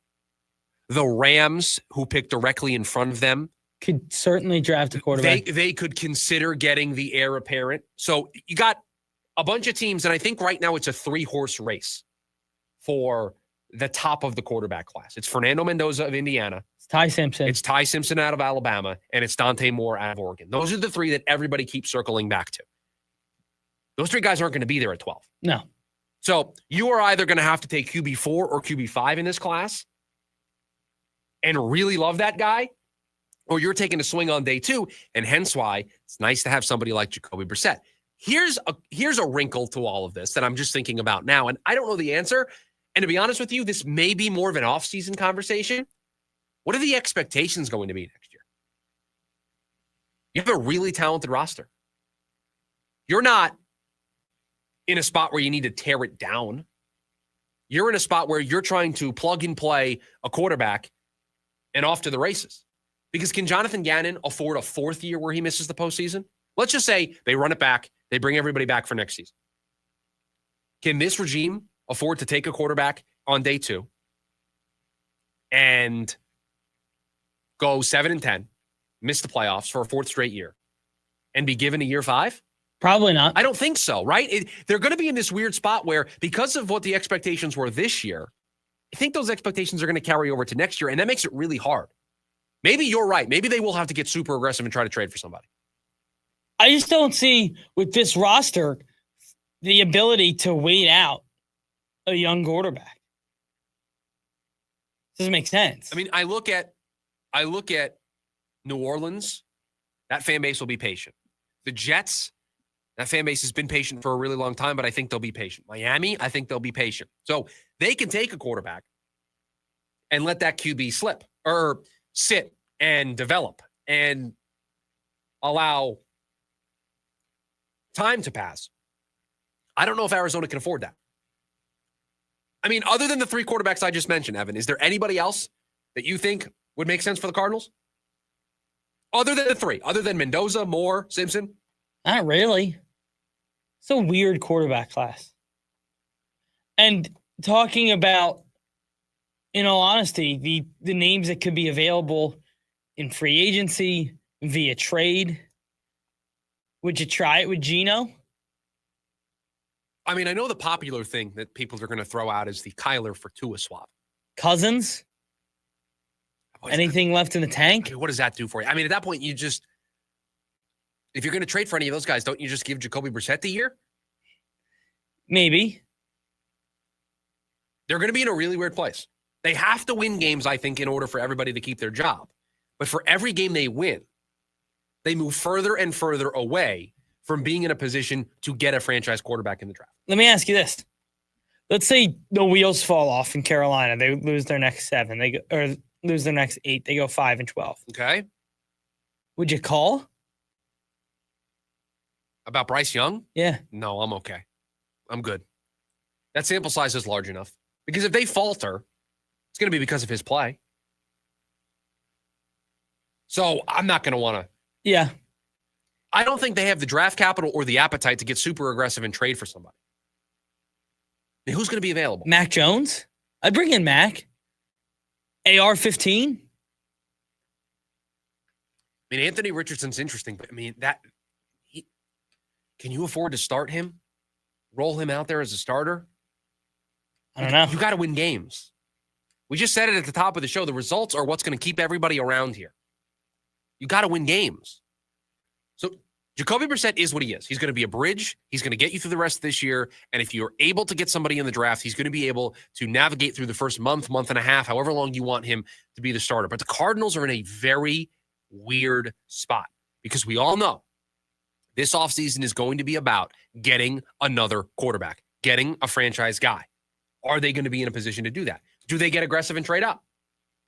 That feels like the more likely scenario. If you love Dante Moore and you call Tennessee and you say, we'll give you a pick swap, we'll give you a first next year, and we'll give you Darius Robinson. Would you do it? Probably. Does Tennessee ask for more than that? Probably. They probably ask. But if they think they have their guy in Cam, they're not going to be in the quarterback market. No. And they could be picking number 1. They could be picking number 1. You're picking 12 right now. That's a 10-spot jump. If you feel like, in all honesty, if you feel like you're Tennessee and can get the weapon you want to help your young quarterback at 12, why not? It's going to be a fascinating offseason. But I want to stop this in its tracks before it gets started. Jacoby Brissett is not a long-term answer. Jacoby Brissett buys you time to figure this out. But all he does is buy you time to this offseason. That's all he does. He is not going to be the savior and get the Cardinals in the postseason. And no, he's a bridge quarterback. And that's totally okay with me. That's fine. You have to find your Drake May. You have to find your Jackson Dart, your Jaden Daniels, your Caleb Williams, your Josh Allen. You need to find your quarterback in the top half of the draft that becomes a superstar, that becomes your franchise guy. He tried it twice. Josh Rosen, Kyler Murray. That's recent memory of them trying to use a first-round pick on a quarterback. You're going to have – this regime's going to get their first swing at it this offseason. How aggressive do they get? Where they take that quarterback? All questions that we're going to have to solve as this offseason moves along, as we get to it in the spring, and then as all eyes are going to be on what they do. 480-864-1060 is the phone number for you to join us here today on the program. You can also hang out with us over on the KDUS AM 1060 YouTube live stream. When we come back, baseball just had a fantastic moment in Game 7. Can they keep the momentum rolling? That's next. The lunch break. KDUS AM 1060. NAU men's basketball action over on KAZG 1440. Join the Lumberjacks live as they prepare to give it their all against Justice College this Friday night. Head coach Shane Burkhart looks to bring the Lumberjacks to new heights in the 2025-26 season.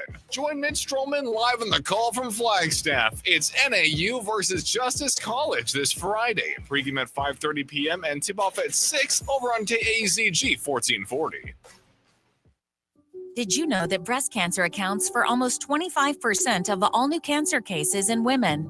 The good news is that if it's caught early, before it's spread, the 5-year survival rate is 99%. So make sure you see a medical professional for regular mammograms. They allow medical professionals to identify any issues, even before you feel any symptoms. This message is brought to you by Valleywise Health. You're more to us. Brian Adams. Roll with the Punches Tour 2025. A night full of hits. Live at PHX Arena, Saturday, November 15th. With special guest Pat Benatar and Neil Giraldo. Get tickets now at livenation.com.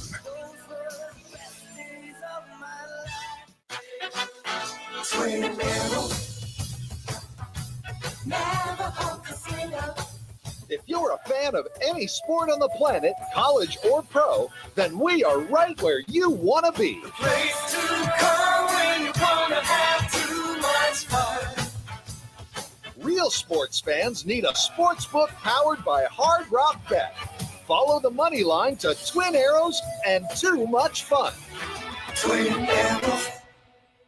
The best indoor tailgate party in Flagstaff with massive HD screens, cold drinks, game time food specials, and best service is at Arrow Sports Bar. After the game, get back in the game at craps, blackjack, and slots. Now that's too much fun. The place to come when you want to have too much fun. Gambling problem? Call 1-800-NEXT-STEP. I'm Dan Patrick, and this is Above the Noise. The Raiders are in trouble. 2-6. They own the league's 29th ranked scoring offense and a defense that surrendered more than 26 points per game. Hardly the start Pete Carroll envisioned when he took over. And tonight, they go against the 7-2 Broncos. Beating Denver won't be easy, but if you're looking for hope, look across the sideline. Sean Payton inherited a Broncos team that was broken, directionless, saddled with questions at quarterback. A couple of years later, he's got everything he needs. And that's the blueprint Pete Carroll's trying to follow. The Raiders aren't there yet. They need more consistency on offense, maybe a couple of impact players on defense, but they do have Ashton Genty, Max Crosby, and Pete Carroll's steady hand in guiding the rebuild. Also throw in Brock Bowers. There is potential. If done right, the team standing across the field tonight is a perfect representation of what is possible and what it's going to take for better days ahead. I'm Dan Patrick, and this is Above the Noise.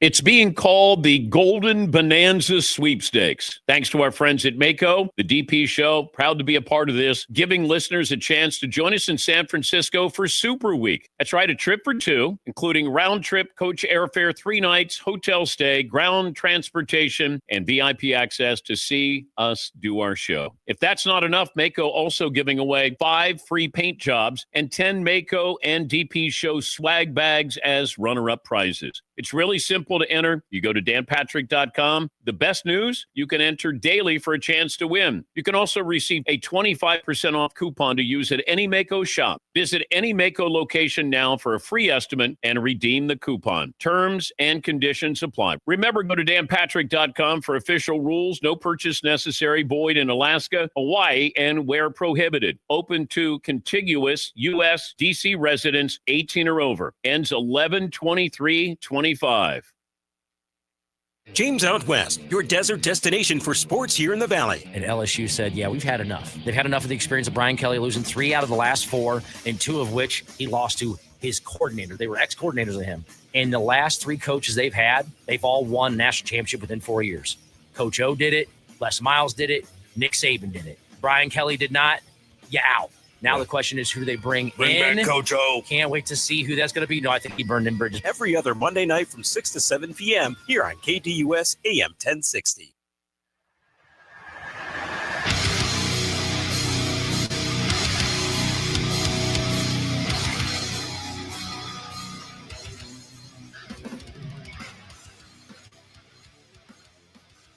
We got the Schubert Scale. We got Evans Risers coming up. I don't know. What do we say, producer Evan? 12 minutes from now? 15 minutes from now? Tough week this week. I'll tell you. Tough week. Some teams dropped out. Some teams back in the mix. It's a big week for the power rankings here on the show. Huge week. I have a new team at number 1. Just tell you that right now. Have you had them at number 1 before? I have, yes. Okay. I have. Right now, I want to talk about baseball. We got the numbers back from the World Series. And I'm reading this story from The Athletic. Game 7, final viewership average of 27.3 million viewers across Fox, Fox Deportes, and Fox Sports streaming platforms. That is the most watched World Series game since Game 7 in 2017. That was Astros-Dodgers, 29.1 million viewers. It peaked, this Game 7, 33.1 million viewers between 11:45 Eastern and 12 a.m. Eastern. So nearly midnight, you had 33.1 million people watching Game 7 of the World Series. The entire World Series averaged 15.75 million. That's the best since 2017. Again, that series between Houston and LA, that was 18.9 million. This year, up 2% over last year's series between the Dodgers and the Yankees. How about this? Game 7, the largest Saturday live sports audience, taking out the NFL and the Olympics, since 1996, when the Yankees beat the Braves to win the World Series. In Canada, Game 7, 10.9 million viewers across their channels, the most watched English language broadcast on record in Canada outside of the 2010 Olympics. Average audience peaked at 14 million. Entire World Series in Canada on their English-speaking channels, 7.5 million. Sportsnet estimated that 23 million Canadians tuned in at some point. The population of Canada is 41 million people. More than half tuned in at some point to a game in the World Series. Japan, a 9 a.m. local time start, 13.1 million average for Game 6. Game 7 averaged 12 million viewers. The combined North American audience for Game 7, 38.2 million viewers. I read you all of these numbers from this Athletic story so that baseball can take their victory lap. Baseball had a great moment. Baseball had a World Series and a Game 7 that made them the center of the sports world, and the numbers backed it up. There is still a thirst for baseball. It's my favorite sport. I believe it is your favorite sport as well, Producer Evan. So this is a sport who I care deeply about the success and health of the sport, and I love seeing numbers like this. You're going to enter an offseason where you got big names. Kyle Tucker may change teams. Alex Bregman, Bo Bichette. You got marquee names on the move. You have more stars from Japan coming over here. The international footprint of the game continues to grow. You have, in just a couple of months, they released the schedule yesterday. The World Baseball Classic is back in 2026. The schedule was released for exhibitions. These national teams are going to play in spring training in Florida and in Arizona. There are going to be games here in Arizona at the various spring training facilities where these national teams are going to play major league teams in warm-up exhibition games. You saw the buzz and excitement the last World Baseball Classic when you had Shohei Ohtani pitching to Mike Trout, the moment that created all that time ago. You're going to have moments like that coming off of a World Series where the entire world was watching. Baseball has so much positive momentum right now. And you know what I can't help but think about when talking about these great numbers from this World Series, talking about the excitement that people are going to have about the WBC, the World Baseball Classic. Think about the excitement people had about the Four Nations for NHL. That excitement is going to carry over in the World Baseball Classic. But do you know what I keep worrying about? 2027. I keep worrying about the labor dispute that is on the horizon. Baseball has the most positive momentum it has had in a very long time. And you can see, even while everybody is excited about the positive momentum that we have, you can see the cliff. And you can see that despite the tunes rocking in the car, people's got their hands out the windows, everyone's having a great time, you know what's coming. You know where the car is driving towards right now. You know the doom that is coming if this sport can't agree on a new CBA by the end of the year. By the end of next season, you could see one of the longest lockouts in professional sports history. That's how at odds these two sides are. And that is how precious this moment now becomes for Rob Manfred, for baseball, and for the players. You have a golden chance to not lose the 2027 season. And we've been talking about this for months on the program. And I'm sure to some of you, You're like, Chris, why are you worried about 2027? Why do you care about this? Because baseball is a sport that in today's sports ecosystem has lost a lot of its luster. It gained it back this year. It gained it back. It's going to continue to gain it back with the WBC.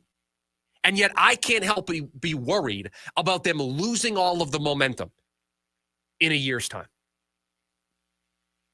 Because we're going to argue about a salary cap. We're going to argue about a salary floor. And that's not to say that I don't agree with the fight. It's not to say that baseball doesn't need major economic reform. The sport is broken financially. Broken. Look at the payrolls in Pittsburgh, in Tampa, in Miami, and Chicago, in Sacramento. You've got teams that aren't spending money. There's a problem. The Dodgers aren't ruining the sport. It's all these other teams that aren't spending money that are ruining the sport. So I get it. It has its fair share of problems. But if we get to December of 2026 and the season is over and a lockout commences, you would have wasted all of this momentum. And I'll tell you, you're going to lose people.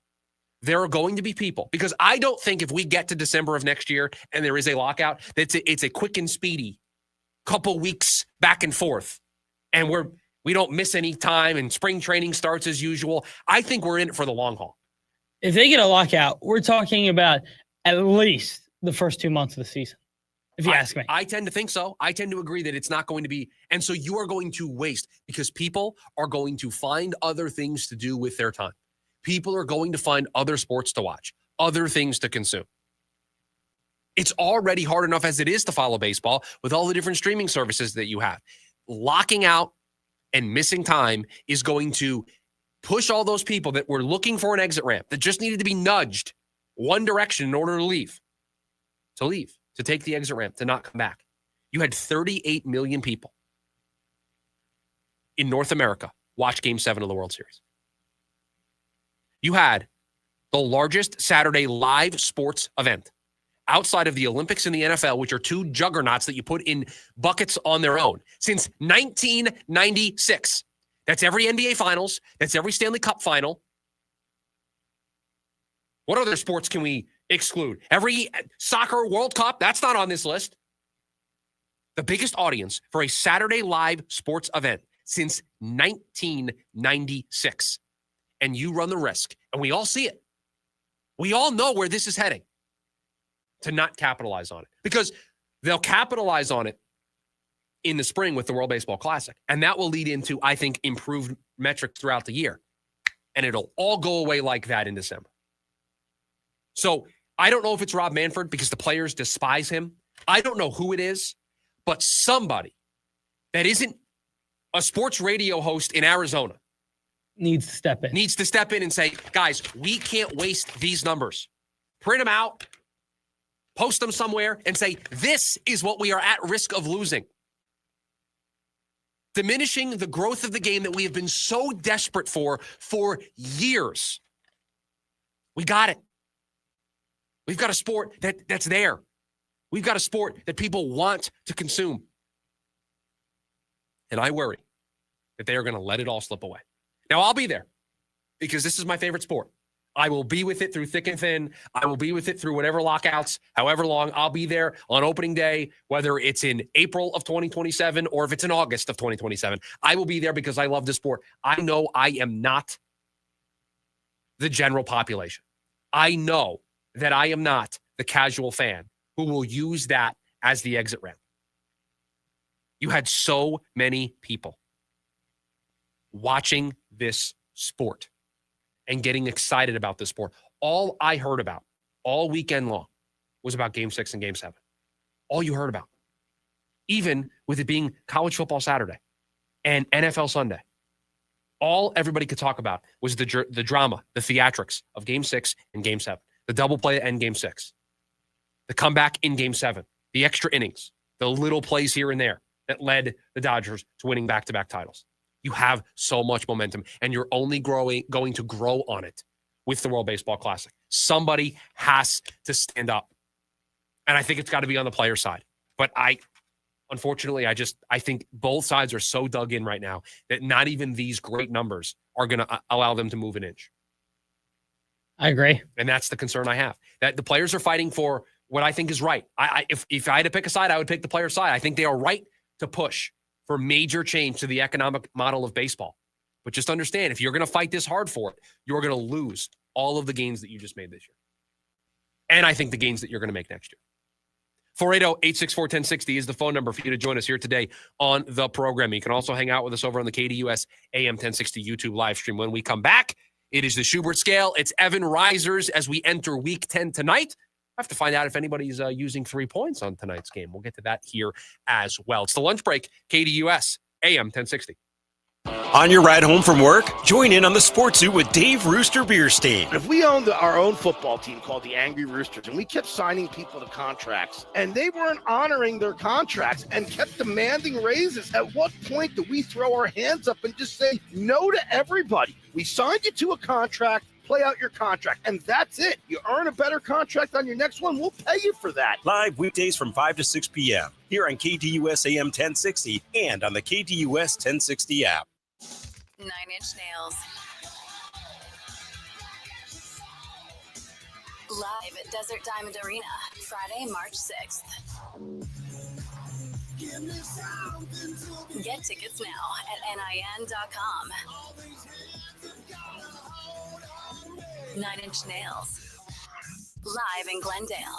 Peel It Back Tour 2026. Doesn't it make you feel better? Veterans Day by honoring the Pat Tillman Foundation and their nearly 1,000 Tillman Scholars. Now through Veterans Day, Fulton Homes and the Big Red Radio will honor a different Tillman Scholar and share their story. Fulton Homes is proud to support the Pat Tillman Foundation with a donation in honor of each weekly scholar. The Pat Tillman story is well known, and his principles and service are his true legacy. The Pat Tillman Foundation carries forward that legacy by giving service members, veterans, and military spouses who embody those principles the education, support, and leadership tools they need to reach their fullest potential. This Veterans Day, join Fulton Homes and 98 KUPD as we honor and salute the Pat Tillman Foundation and their Tillman Scholars. For more information on the Fulton Homes Veterans Day Honor Roll, go to 98kupd.com/honor roll and join the salute. A noisy garage door is a cry for help. Hi, I'm Tommy Mello, owner at A1 Garage Door Service. Most repairs are simple, but if left untreated, they can turn into costly repairs. Your garage door works hard every day, and a little maintenance goes a long way. We fix garage doors fast with quality parts designed to last a lifetime. From repairs to upgrades, it's A1 from day one. Call A1 Garage Door Service, and you'll be smiling today. A1garage.com. A1 from day one. We are cow caretakers. We are the real milk champions. We are the dairy farmers of Arizona. We provide sustainably produced products. We are stewards of the land. We are community minded. We are proud protectors of the world's greatest recyclers. Hey, 40% of the cow's diet is food waste that would end up in a landfill. We produce high energy, rapid recovery, and better hydration than water. We are proudly local and forward thinkers. We are farm to fridge in 48 hours. Milk. It's undeniably dairy. A message from your Arizona milk producers. If you don't have gas in your home, but something doesn't smell good. Ew, what's that smell? If it smells like rotten eggs, there could be a leak in your neighborhood. Now what do I do? If you suspect a leak, move fast, call 911 and Southwest Gas. But I don't have natural gas in my home. Gas lines are buried all around, so even if you don't have gas, I know, call 911 and Southwest Gas. The Varsity Sports Show with Vince D'Alessio is your hub for everything high school and college sports. Join Vince and friends as they give you the full picture on student athletes and where they're heading.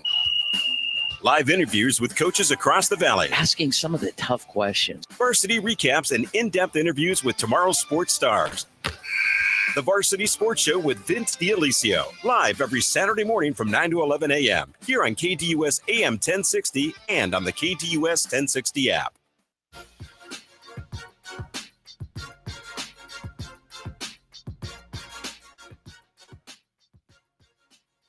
It's time for the Week 10 Schubert Scale. Also, we've got Evan's Risers as well, our view of the NFL as we enter another week. Starting tonight, And by the way, you can listen to the Raiders right here on KDUS AM 1060 starting tonight at 5:45. Taking on the Denver Broncos. Taking on the Denver Broncos. One of those two teams appears in my Schubert Scale this week. One of the two teams playing in tonight's game appears in the list. Wow. As an HM or as a... As an HM. I got the Raiders in there as an HM this week. No. Do you want to start? Do you want me to start? I can start if you want. I feel like you started last time. I think we have this conversation every week, and I have no idea. I don't remember. Yeah, I don't either. So we'll start with Evans Risers, and we'll finish with the Schubert Scale. My honorable mentions, or HMs, Okay, HMs. we lovingly refer to them. The Tampa Bay Buccaneers. Oh, you know what? I'll do this for you. Also an HM for me as well. Nice. The Denver Broncos. Also an HM for me. We're 2 for 2. And the New England Patriots. Not an HM for me. Okay. They made your list? One may say they're high up on my list. For me, my number 5, the Indianapolis Colts. Oh, they fall so far. They lose one game, and you're just like, you know what? Back of the line. On the road, loss in Pittsburgh. Man, the disrespect that you have for the Indianapolis Colts. Listen, it's not a disrespect. They're a top 5 football team. They were number 1 last week. They were, and you bumped them all the way down to number 5. You might as well just made them an HM at that point. No disrespect. No, I didn't make them an HM. I think they're better than an HM. That's why they're at number 5. Just barely though. Just barely better than an HM. The Indianapolis Colts 7-2, and they are the 5th best team in football, and they're going to be probably the 1 seed in the AFC when you hear the rest of my list. Number 4, the Los Angeles Rams. Now, my 3rd HM, by the way, was the Rams. The Rams. Now, I just don't think any game against the Saints really counts. You did beat an NFL team, but you beat the Saints, starting Tyler Shuck. It's not going to change my opinion of you when you beat a team like that. Yes. And you do what you're supposed to do. Yeah, but they're a good football team. Matt Stafford has been awesome. Has a serious campaign for the National Football League MVP. I think there are 4 quarterbacks I would put in the MVP conversation. He's certainly one of them. Stafford, Hurts, Jones, Drake May. I think those are right. I think those are the 4 right now that are in the mix. My number 3 team, the Seattle Seahawks. Okay. Just playing really good football. You know what? I apologize. MVP, JSN. Add a 5th quarterback, Sam Darnold. Oh, that's true. The receiver in the room may be better, though. Jackson Smith-Njigba, what he has done this year, he's on pace for 2,000 yards, Chris. He's been excellent. He's been awesome. He has been excellent. And they are off to a great start, and they're my number 3 team. My number 2 team, the most impressive win of the week. Okay. I didn't even know this team could lose. Buffalo, though, takes care of them at home. I didn't think the Chiefs, from everything I had heard, did you know that they could lose? Didn't sound like it. NFL.com put out their power rankings, I think, earlier in the week. I saw a screenshot of it on social media. They had the Chiefs in front of the Broncos. What are we doing at that point? No. You're now just saying that I don't care about the results. I just think the Chiefs are the better team, so I'm putting them in front. Yeah, that's exactly the results at some point have to matter. The Broncos are 7-2. I know it's not a very impressive 7-2, but they're 7-2. I don't care. They have 2 games on them in the division. Correct. So the Bills. Bills number 2. And my number 1 team, the defending Super Bowl champions, back at the number 1 spot. They didn't even play this week. They got on bye, but Green Bay loses. Detroit loses. By the way, Green Bay and Detroit not even mentioned by us this week. Kansas City loses. Not mentioned as well. Colts lose. So spots open. Eagles say, I'll take it. Eagles just pop up there from 2-1. My HMs this week, the Denver Broncos, the Tampa Bay Buccaneers, and I have the Los Angeles Rams. We'll start with my number 5 team. I've been on the fence with this team. I've been so wrong about this team. I have the Seattle Seahawks at number 5. I mean, Sam Darnold might be the best quarterback in football right now. Statistically. I mean, seriously. He might be the best quarterback in football. How good was he against Washington? That first half, he went, 13 for 13? Yeah, it was incredibly efficient. And you want to tell me, it's the system, it's the who cares? He's putting up the numbers. He's an MVP candidate. He's moving systems. Yes. Right, like he left the system. And I thought it couldn't look this good outside of Kevin O'Connell. Boy, was I wrong. And that's really the difference, right? When you have somebody that can play at that level at that position, any other weakness I may think you have as a team gets overshadowed, right? You can recover from a defense or a running game that maybe we were suspicious about when we did our NFC. If the quarterback is going to play to this level, it makes up for so much. And Sam Darnold isn't just playing like an above-average quarterback. He is playing, I feel comfortable saying this, is elite level quarterback play right now from Sam Darnold. Certainly. No questions about it. This is elite quarterbacking. So this is my number 5 team. My number 4 team. What did we say? You win the game against the Chiefs, you keep your spot. The Bills keep their spot. Not moving them up at all. Not moving them up. Number 4. That's somebody, I get a lot of Chiefs, I hate the Chiefs talk on this program. You didn't even move them up for beating the Chiefs. It's like what I said about the Rams beating the Saints. Doesn't matter. The Bills' offensive line has been excellent this year. First in run block win rate, second in pass block win rate, fourth in pressure percentage allowed. The one thing I don't want to hold this against them, I wish they would have done more at the deadline. I wish they would have added in some meaningful way. I wish they would have gotten another receiver. I wish they would have maybe added a running back. I wish they would have done something to their group, and they didn't. That leaves me wanting more. I've got the Bills at number 4, and the reason why you can't move them up is because I have a team that's ahead of them in the division in front of them. I have the New England Patriots at number 3. What do I say? Results matter, right? The New England Patriots have won 6 games in a row. 6 games in a row. Doesn't matter the opponent. Doesn't matter home. Doesn't matter road. Winners. 6 in a row. So I moved them down in mine. Because they barely beat the Falcons? Yeah, and I think the Falcons stink. Okay.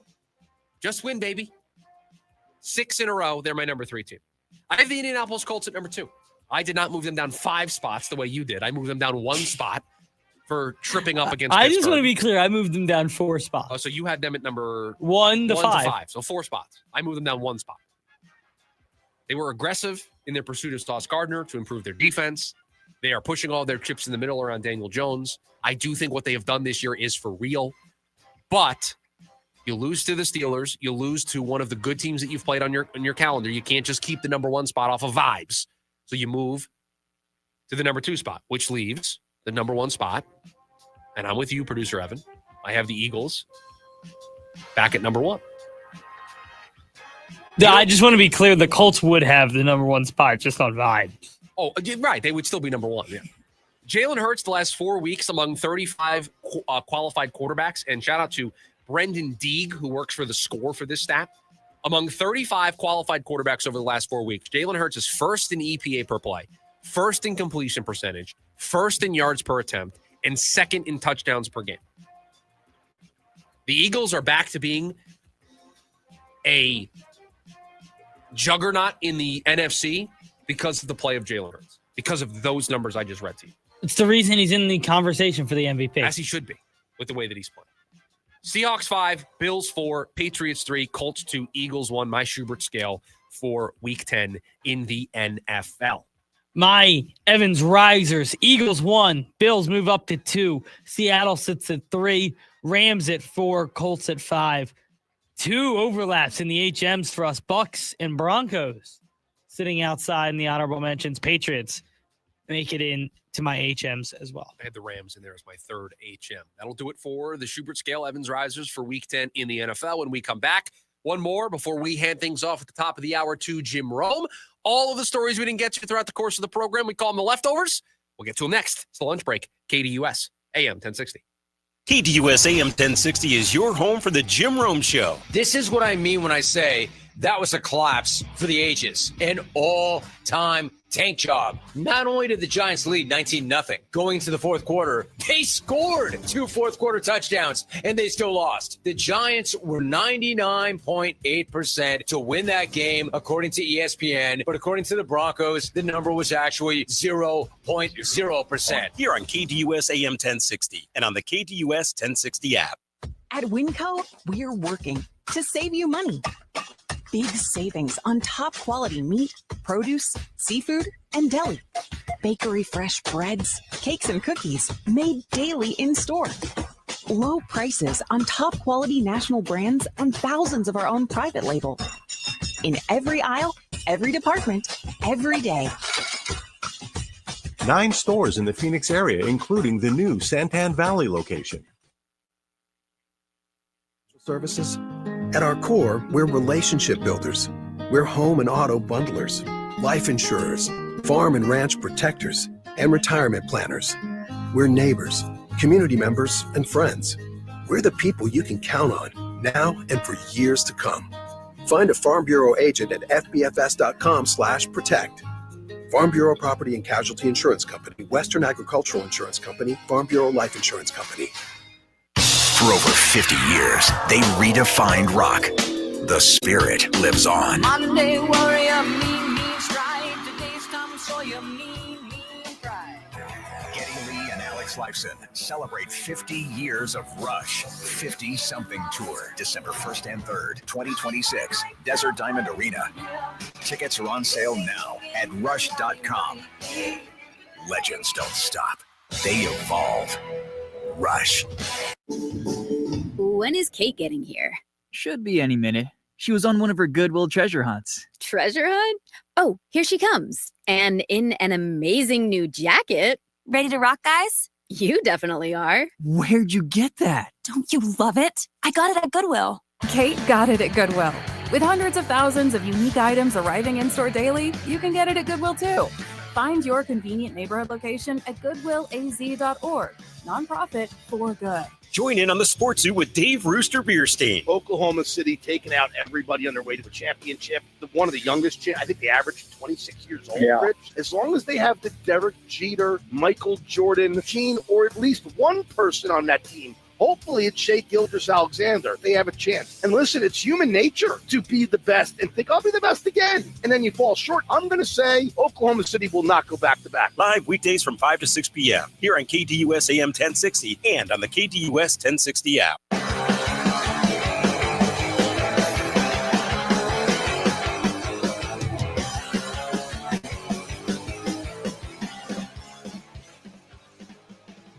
Thanks for hanging out with us today on the Thursday edition of the Lunch Break. Looking forward to a Football Friday edition of the show tomorrow. Get you ready for Cardinals Seahawks. We'll get you ready for the rest of the NFL action. We've got picks to make. We'll recap the Suns taking on a shorthanded Clippers team tonight that I think you just got to get this game. No James Harden, no Kawhi Leonard. You're a good enough basketball team with or without Jalen Green, although the expectation is that he is going to play tonight to win this basketball game. So we'll recap that as well. As we mentioned, team listener, we'll get picks from you in tomorrow's show as well. So looking forward to that. But before we get to the Football Friday edition of the program, we got to close out the Thursday edition of the show. And we do that the same way. All the stories we didn't get to throughout the course of the day, we call them the leftovers. Producer Evan puts them all together. You are the tour guide. Take us around. What is the docket today? You hinted at it. Raiders at Broncos on Thursday Night Football. Raiders head to Denver, and Broncos are 8.5-point favorites at home. I will not be using any points on this game. Not be using any points. Why? Because you don't think the Broncos are for real. 8.5 is a weird number. It is an odd number. Like 6.5, I think I'm all over Denver. I think it's a 3-point play at 6.5. But at 8.5, now you get to that weird. They're just the team that, like, it feels like the Raiders could have a 3-point lead in the fourth quarter. Doesn't it? Doesn't feel like they're going to win this game. It just feels like they could have a lead in the fourth quarter. That's the other worry, is that the Broncos have not notoriously been good at closing games out this year. No. So let's just take a quick peek at this because I haven't actually looked at it. Look at this. They win last week, 18-15. They blow the Broncos out. They blow the Cowboys out. They beat the Giants by 1. They beat the Eagles by 4. They lose to the Chargers by 3. They lose to the Colts by 1. They beat the Titans by 8. They beat the Jets by 2. Like, a lot of games that they've won this year of their 7 that are inside that 8.5 number. So, no, I will be staying away from this game. We talked about some of the free agents in Major League Baseball. Fox wrote a story about specifically Alex Bregman and 3 teams that best fit Alex Bregman if he leaves the Red Sox. Okay. The first 2 being Seattle and Detroit. I think both of those would be good fits. Yeah, Seattle needs more pop. They traded for Suarez. Bregman plays really good third base defense. It's the reason why the Red Sox brought him in addition to the bat and the veteran leadership. He was a defensive upgrade over Rafael Devers. So that was the reason why they did that. So he makes a ton of sense for Seattle. And I think the Tigers this year was not what it was supposed to be, right? They rode the wave from their great playoff run last year. They were great to start this year, completely fell off the face of the earth, mainly because they couldn't score. And so getting somebody who's been there, done that, somebody who A.J. Hinch is incredibly familiar with too, that plays a role there as well. So an extension of the coaching staff, somebody like a Bregman. So yeah, those two make some sense. And last team on the list, the Arizona Diamondbacks. No, not a chance. Not a chance. Not that I don't want him. I'd love Bregman to be the third baseman of this team. Not a chance they pay him that money. Bregman would fill a long-term vacancy that exists at the hot corner for the D-backs. Agreed. Forming a stellar infield unit that already includes Ketel and Perdomo. These are all true statements. Last offseason, Arizona, 1 year removed from reaching the World Series and then winning 89 games, signed ace Corbin Burnes to a 6-year, $210 million deal and acquired Naylor. Regardless of those moves and how they've panned out, Burnes had Tommy John surgery in June and Naylor was traded in July. Those swings indicated the D-backs view themselves as win now situationally. Not happening. What's the contract projection on Bregman? I mean, I can look it up. I know The Athletic has it. They do a great job of this. I'll look at it right now.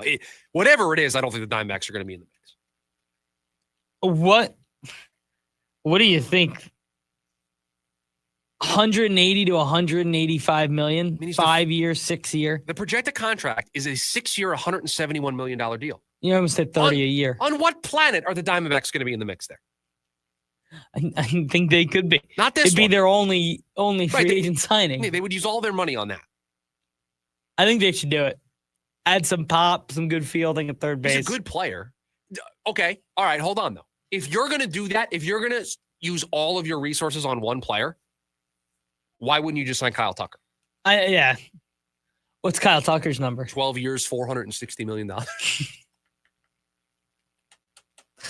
that come out too? I can't do that math. I'm still under the weather. My brain doesn't work that well. 12 years, 460? Yeah, 12, 460. So 460 divided by 12 gives you what? 20. No, it's more than that. 38.3. 38.3. That would be every single dollar that you probably have this offseason in one player. I think they should do it. Imagine that outfield. But you move Corbin to center. You see the point that I'm making here, though. Like the Diamondbacks aren't in a position to do something like that. Can Blaze play first?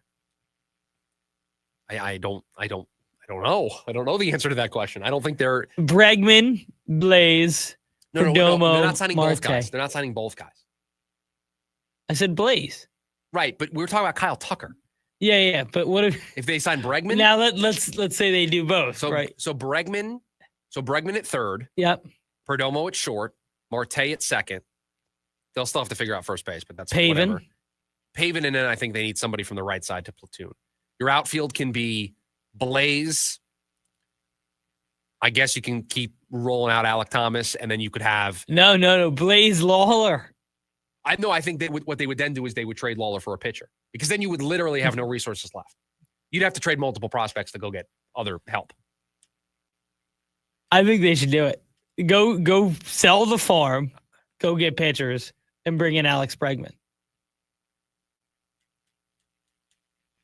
It's not the worst idea ever thrown out there. They're just not going to do it, because I don't even know if they have $30 million available to spend on free agents. We don't know what the actual number is. I'll be honest with you. My guess is it's 30. That's kind of what I have assumed. I'm going to look. It could be up to 40, which would put them in the Kyle Tucker range. Well, let's look at this, because their estimated payroll, final payroll, according to Fangraphs, was $188 million. Their estimated 2026 payroll right now was $144 million. Do they even have $30 million available to them? I don't know. I just know they don't have as much as they had last year. Would you sign Ranger Suarez to a 6-year, $160 million? I would not. I would not sign another pitcher to a long-term deal after the last two that I've signed haven't really worked out that great. Burns is hurt, and everybody's waiting for the Eduardo Rodriguez deal to just expire. And Jordan Montgomery didn't work out in the intermediate. So no, I'm good with spending big dollars on pitchers. And on that note, everybody have a great rest of your Thursday. Jim Rome is next. We'll talk to you tomorrow. See you.